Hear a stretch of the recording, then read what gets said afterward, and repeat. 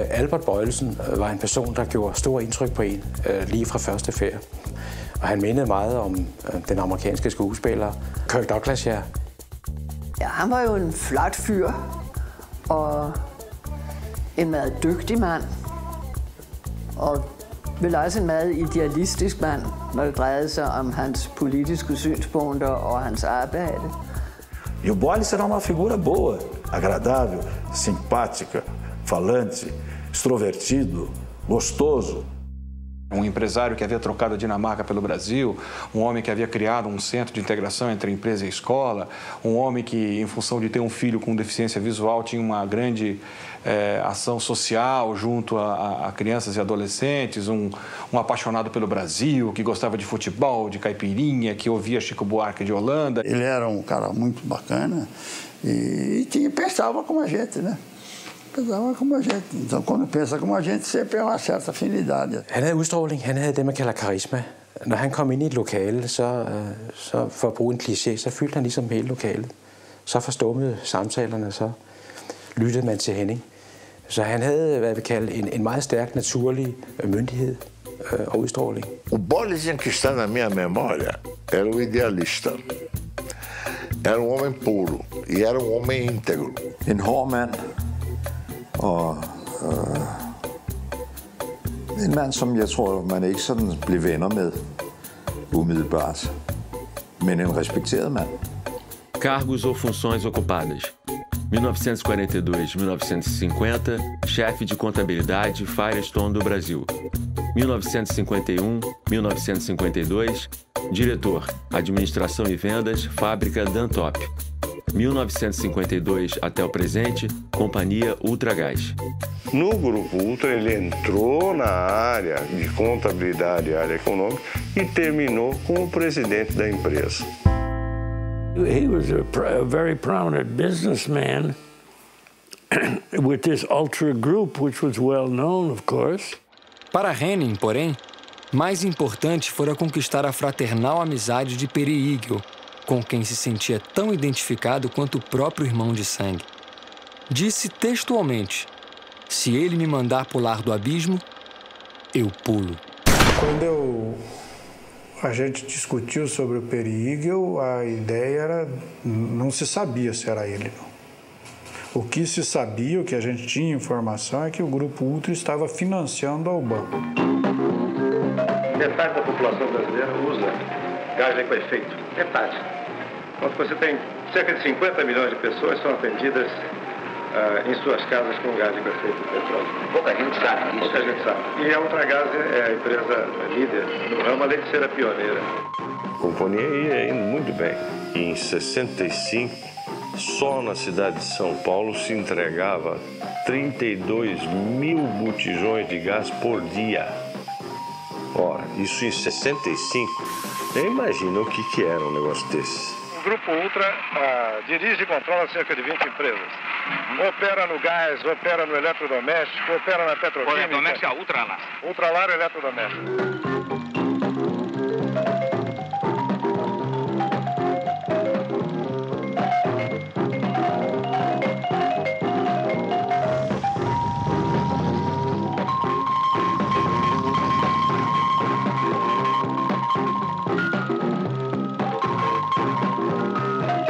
Vocês vêm aí com aquele que é o presidente da Ultragaz, o meu amigo Boilesen. O Boilesen é o que tem a responsabilidade dentro do Grupo Ultra de presidir a Ultragaz. A primeira de toda pista que nós tivemos sobre o Boilesen não foi sobre o Boilesen, foi sobre a companhia Ultragaz. Por quê?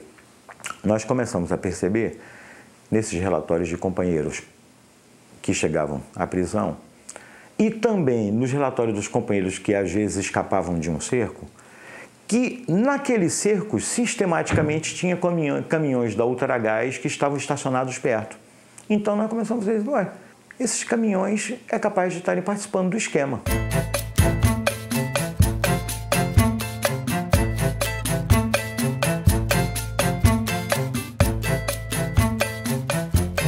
Ele fazia propaganda da miscigenação e até não só fazia propaganda, como inclusive ele ostentava, eu várias vezes vi, Ele, por exemplo, gostava de mulatas, mas não era uma coisa escondida, era uma coisa efetivamente quase que oficial. Jamen, jeg hørte en masse forskellige ting, og jeg oplevede det også jo. Altså, det hed sig, at Henning havde 2 husstande.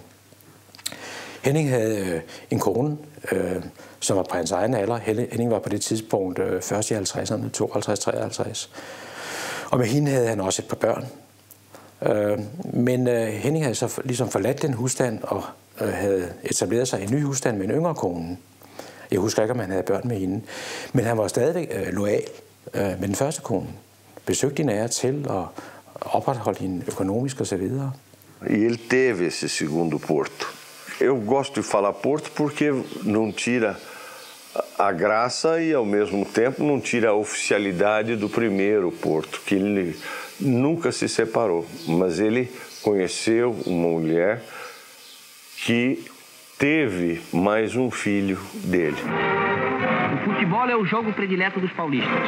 Um estádio magnífico, como este de Pacaembu, pode comportar 80 mil torcedores entusiastas nos grandes dias de campeonato.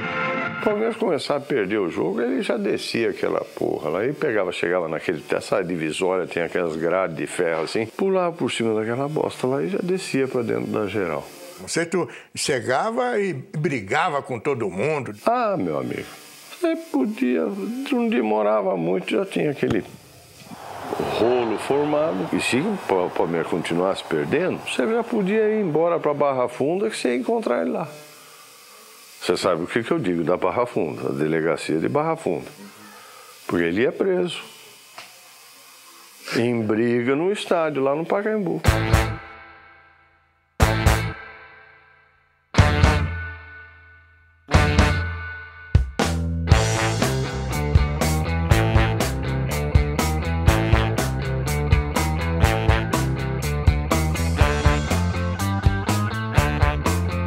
O presidente João Goulart, que defende com ardor as reformas de base, principalmente a reforma agrária, comparece à grande concentração popular e ali expõe os altos propósitos do seu governo nesse sentido. João Goulart era uma ameaça porque era leniente. Esse era assim o âmbito, o espírito dentro das empresas. Achava que o Jango ia implantar aqui a República Sindicalista, que se chamava na época. O Jango não tinha condição de implantar república sindicalista nenhuma, ele mal se aguentava lá, né? Mas a percepção era essa, eles achavam que havia um risco iminente do Brasil ir para o comunismo. Como estava o mundo? Eu costumo dizer disso, ele estava em 2 hemisférios ideológicos. Você tinha que escolher um dos dois, não tinha meio termo, não. Ou você era de um ou era do outro. Né? E isso tem a reflexão sobre o país. Also, you have to look at, there was a gentleman by the name of Fidel Castro who had taken over in Cuba. And in Brazil, early in the early 60s, there was a lot of turmoil, political turmoil, urban turmoil.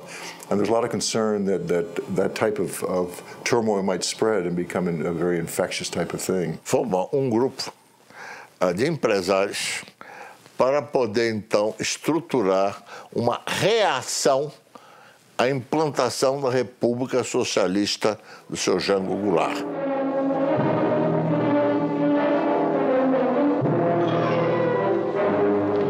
Aonde nos levarão as crises, o descalabro administrativo, a desordem? Aonde nos levará a omissão das chamadas elites? O tempo é pouco. O Brasil não pode esperar mais. Então, dentro das empresas, pensava-se assim, o empresário pensava assim, porque efetivamente ele temia a catástrofe. Ou seja, um governo comunista, ou que outro nome queira se dar. Começou-se aí o contato, por meio intermédio, do civil com o militar. Então tinha jornalistas, tinha empresário que estavam mais ou menos da causa. E vários grupos desses se reuniam às vezes para trocar ideias. Eu participei aqui em São Paulo. Essa percepção de que a ditadura militar ela não é um fenômeno estritamente militar, aliás, é uma das coisas que a gente mais deve destacar, né? Tanto quanto o golpe não foi apenas militar, foi civil-militar, com apoio dos empresários. Foi mais do desejo do